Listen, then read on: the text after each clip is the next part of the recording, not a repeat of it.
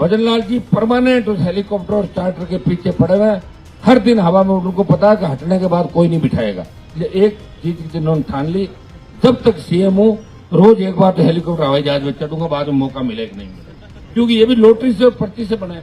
तो पर्ची से बना हुआ आदमी कभी भूलता नहीं कि जो मैं तो पर्ची से बना हूं, अगर मुझे हटा भी दिया उसी जगह बिठा देंगे जहां मैं पहले काम करता था। तो भाइयों, इनके हाथ में कुछ भी नहीं है।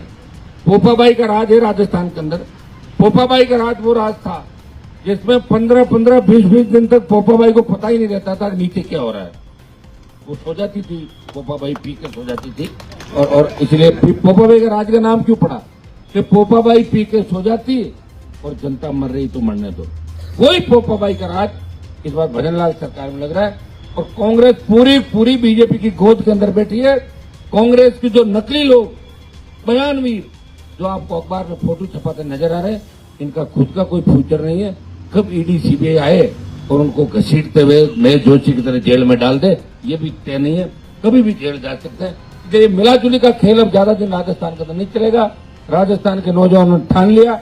और एक आक्रोश जो आपने जयपुर की सड़कों में दिखाया, मैं आपको विश्वास दिलाता हूं कि अब की बार जब जुलाई के अंदर लोकसभा चलेगी, आप देखना किस तरह देश की सरकार को अकेला आपका सांसद इस सरकार को कटघरे के अंदर खड़ा देता है। ये मैं आपको विश्वास दिलाता हूं। तमाम मुद्दे, चाहे रीट के मुद्दे थे, चाहे राजस्थान को विशेष राज्य का दर्जा देने की बात, हमारे बेरोजगारों को रोजगार की, महिला उत्पन्न की, दलितों में जो अत्याचार हुए, कई तमाम समाजों की रेजिमेंट की अगर किसी ने बात करी, हमने कहा कि हमारे भाई अहिर रेजिमेंट बनाओ, गुर्जर रेजिमेंट बनाओ, तमाम वो जो लड़ने वाली कौम है उनके नाम की रेजिमेंट बनाओ, करना चाहिए। अग्निवीर को समाप्त करो। किसानों के लिए मैंने लड़ाई लड़ी, बड़ी लड़ाई लड़ी, और सत्ता को ठोकर मार के सड़क पे आ गया। भाइयों, बहुत कम लोग होते हैं जो अपना पूरा जीवन कुर्बान कर देते हैं। और मैंने कोई सत्ता के लिए इस संघर्ष की शुरुआत नहीं करी। मुझे पता था कि राजस्थान में आज से पहले पार्टियां नहीं बनी। राजस्थान के मेरे भाई जब तक समझेंगे, जब तक बहुत देर हो जाएगी। लेकिन आक्रोश रैली के बाद मुझे पूरा भरोसा हो गया कि राजस्थान का जवान इस बार तैयार है आर पार की लड़ाई लड़ने के लिए, सरकार से दो हाथ करने के लिए। और अगला जो आंदोलन का हमारा पड़ाव होगा, अब आप ये कहोगे कि रोज आप कह रहे हो कि आंदोलन का अगला पड़ाव क्या होगा, टाइम नहीं मिल पा रहा ना। सब लोग बैठ के तय करेंगे। आंदोलन तो चल ही रहा है, लेकिन अगला पड़ाव किस साइड में? 1 जुलाई को हाईकोर्ट के अंदर तारीख है। उससे पहले हम चाहेंगे कि प्रधानमंत्री और राष्ट्रपति से हमारी मुलाकात हो, डेलीगेशन की, रेलवे ट्रैक, सांकेतिक हाईवे जाम, या और हम क्या कर सकते हैं। दिल्ली की ओर कूच का होगा या दूसरी तरफ हम जाएंगे, तो इस मामले का भी हमें 1-2 दिन के अंदर बैठ के तय करना होगा।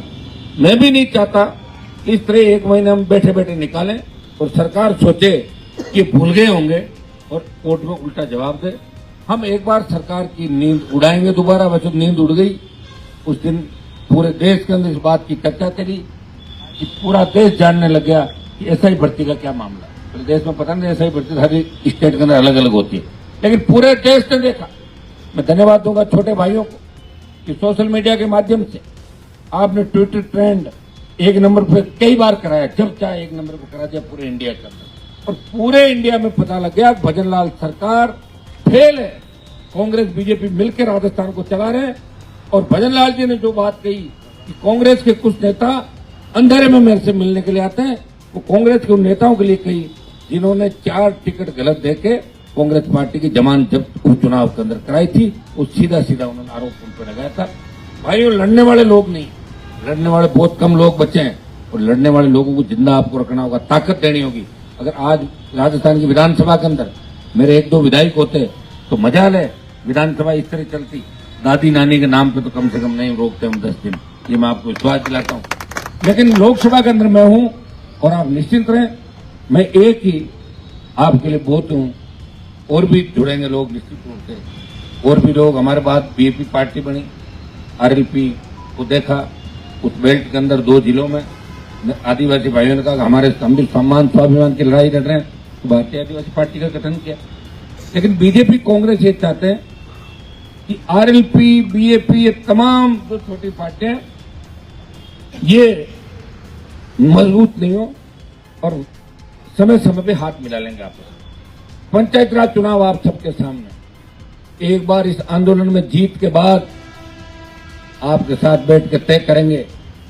और आपने अगर ठान लिया, नौजवान जिधर चलता उधर जमाना चलता है। वजूद था, मेरा यूनिवर्सिटी का प्रेसिडेंट था, तब मैं वापस गया कि नागौर को जगाऊंगा, जोधपुर को जगाऊंगा, बाड़मेर को जगाऊंगा, और ये ठग नेता जो भी है, इन ठगों को घर बिठाऊंगा।